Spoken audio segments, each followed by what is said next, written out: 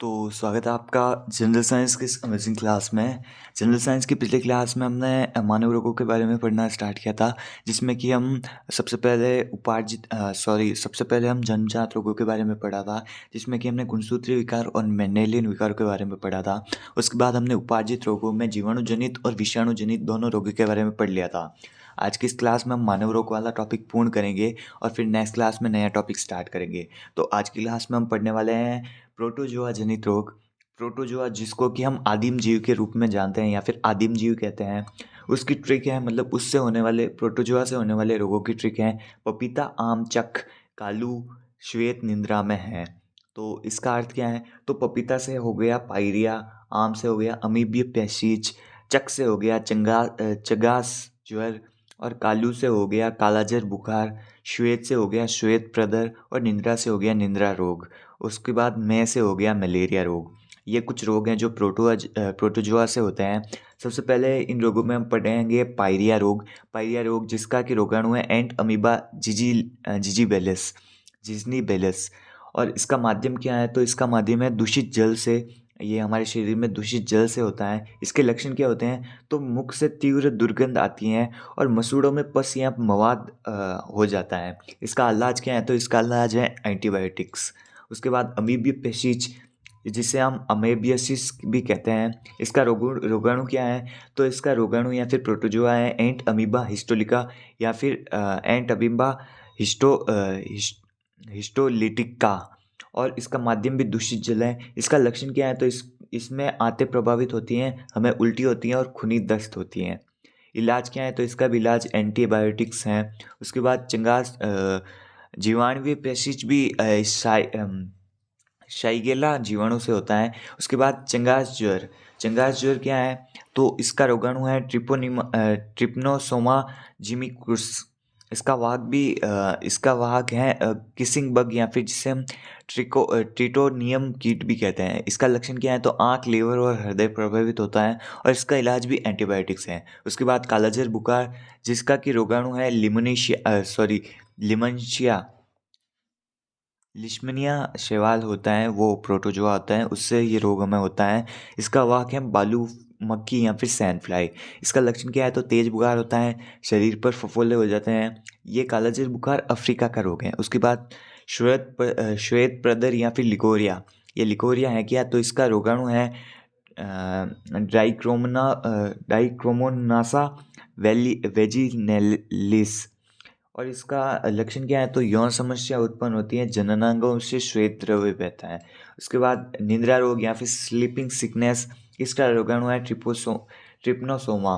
इसका वाहक है सीसी फ्लाई या फिर ये सीसी फ्लाई एक मक्खी होती है, उससे हमारे ये निद्रा रोग होता है, इसका वाहक है। उसके बाद ये निद्रा रोग या फिर स्लीपिंग सिकनेस अफ्रीका का एक रोग है, जिसका लक्षण क्या है? तो ये जो द्रव्य होता है सेर्बो स्पाइनल द्रव्य, जो मस्तिष्क के आवरण में होता है, उसमें संक्रमण होता है, इसलिए हमें बहुत लंबी नींद आती है। उसके बाद मलेरिया, जिसका कि प्रोटोजोआ है प्लाज्मोडियम, जिसकी 4 प्रजातियाँ हैं फैल्सीफेरम, जो कि घातक है। उसके बाद मलेरी ओवेले और वाइक्स वैक्स।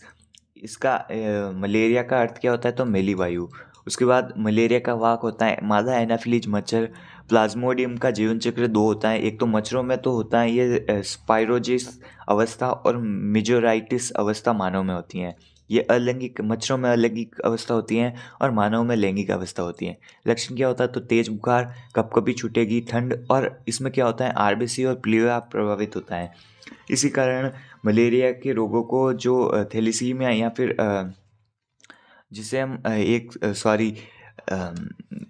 इस आरबीसी प्रभावित होती हैं, तो इस कारण इसमें जो रोगी को आरबीसी प्रभावित होती है। इसका इलाज क्या है? तो कुनियन औषधि इसका इलाज है, जो कि सिनकोना एफेसोलिनियस पादप की छाल से बनता है। उसके बाद वायरस जनित रोग हम पढ़ चुके हैं।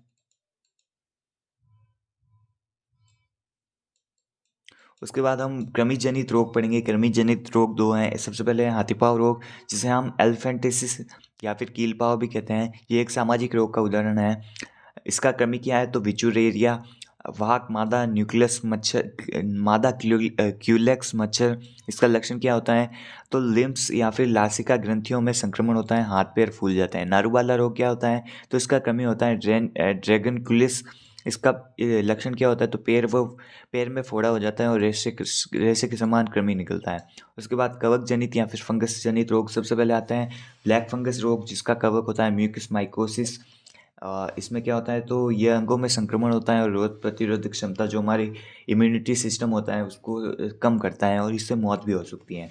उसके बाद एथलीट फुट रोग, जिसका कि कवक होता है ट्राइकोफोर्मिस ट्राइकोफाइटोन, इसका कवक होता है। इसमें क्या होता है? तो पैरों की अंगुलियों के मध्य संक्रमण हो जाता है और घाव हो जाता है, जिससे खून निकलता है। उसके बाद रिंग वॉर्म या फिर दाँत खात खुजली, इसका कवक होता है ट्राइकोफाइटोन, ये भी सेम होता है। उसके बाद नेक्स्ट होता है मिनीमाटा रोग, सॉरी, ये 3 कवक जनित रोग हैं। उसके बाद पर्यावरण जनित रोग हम पढ़ेंगे, जिसमें सबसे पहले आता है ब्लैक फुट रोग, जो कि आर्सेनिक की विषाक्तता के कारण होता है, जिससे कि पैर काला पड़ जाता है। उसके बाद पर्यावरण जनित रोग में नेक्स्ट मिनीमाटा रोग, जो कि पारे की अधिकता के कारण होता है, जिससे कि तंत्रिका तंत्र प्रभावित होता है। जापान के मिनीमाटा शहर की जो खाड़ी है, मिनीमाटा खाड़ी, उसके आसपास के उद्योग से पारे के वेस्ट निकलते थे, जो मछलियों द्वारा खा लिए जाते थे, जिस कारण उस मछलियों का जो सेवन करते थे, उन मनुष्यों में ये मिनीमाटा रोग फैल गया। उसके बाद ब्लू बेबी सिंड्रोम, जो कि जल में नाइट्रेट की अधिकता के कारण होता है। इसमें क्या होता है? तो हीमोग्लोबिन और नाइट्रेट मिलके माइथोग्लोबिन बन जाता है, जिसका कि रंग हल्का नीला होता है। इसे साइनोसिस भी कहते हैं। इसमें क्या होता है? तो बॉडी का रंग नीला पड़ जाता है। उसके बाद इटाई रोग, जो क्रामोडियम के भारीकरणों के कारण होता है। उसके बाद सिलिकोसिस, जो पत्थरों की खदान में कार्य करने वाले लोगों में ये रोग होता है। इसका कारण क्या होता है? तो सिलिका का अर्थ होता है धूल के कारण। धूल के कारण हमारे शरीर में जाते हैं, जिससे कि हमारा श्वसन तंत्र प्रभावित होता है। उसके बाद ब्लैक लंग रोग, जिसमें क्या होता है? तो कोयले की खदानों में कार्य करने वाले जो मजदूर होते हैं, उनमें ये कोयले का पाउडर जाता है, जिससे कि फेफड़े प्रभावित होते हैं।